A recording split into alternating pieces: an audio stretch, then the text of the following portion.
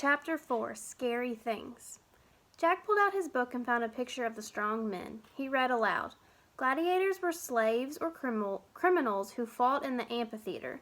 They were forced to fight each other or wild animals like lions or bears. The people of Pompeii thought a gladiator fight was great fun. "That's not fun," said Annie. "No wonder I think it's weird here." "No kidding," said Jack. "That's not like our time at all." Jack and Annie watched as the guards led the gladiators away. They went toward a building that looked like an outdoor stadium. "That must be the amphitheater," said Jack. "Let's check it out." "Oh, all right, but it's not a library," said Annie. He and Annie started up the street toward the amphitheater. A large crowd had gathered near the entrance. Men and women cheered as the gladiators marched inside. Jack and Annie started to follow them, but a guard held up his spear. "No children allowed," he said stiffly. "Run along now." "Yes, run along now. Run for your lives," came a raspy, hissing woman voice. Jack and Annie whirled around. It was the soothsayer. She was waving her bony finger at them. "Oh no, her again," said Jack. "Let's get away from here." He started to take off. "Wait," said Annie. "I want to talk to her." "Are you crazy?" said Jack. But before he could stop her, Annie ran up to the soothsayer. Jack watched from a distance as the woman talked to Annie. "Jack, come here quick," called Annie. "Oh, brother," said Jack. He sighed and went over to Annie and the soothsayer. "Tell him," said Annie. The woman fixed her gaze on Jack. "All the streams of Pompeii have dried up," she said. "Remember the stream near the olive grove?" said Annie. "So what?" said Jack. "Maybe they just need rain." "No," said Annie. "There's more scary things. Tell him."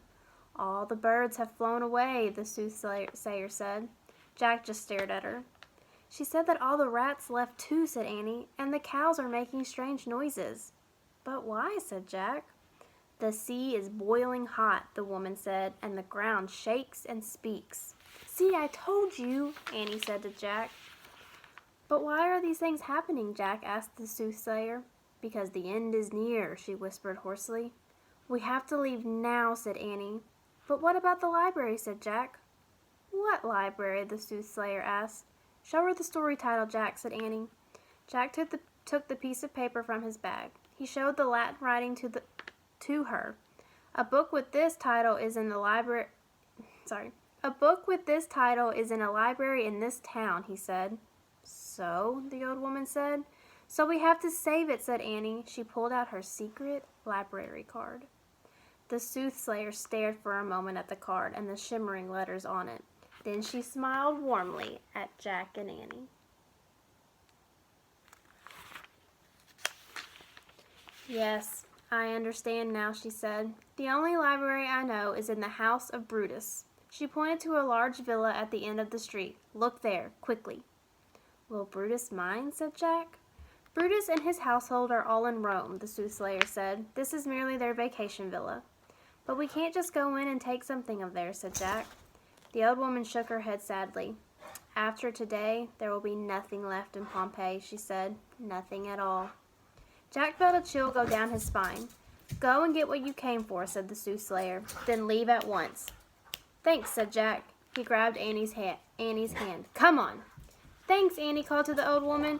"You should leave too," she added. Then Jack and Annie started running to the vacation villa. They ran as fast as they could. All right, so our questions for today.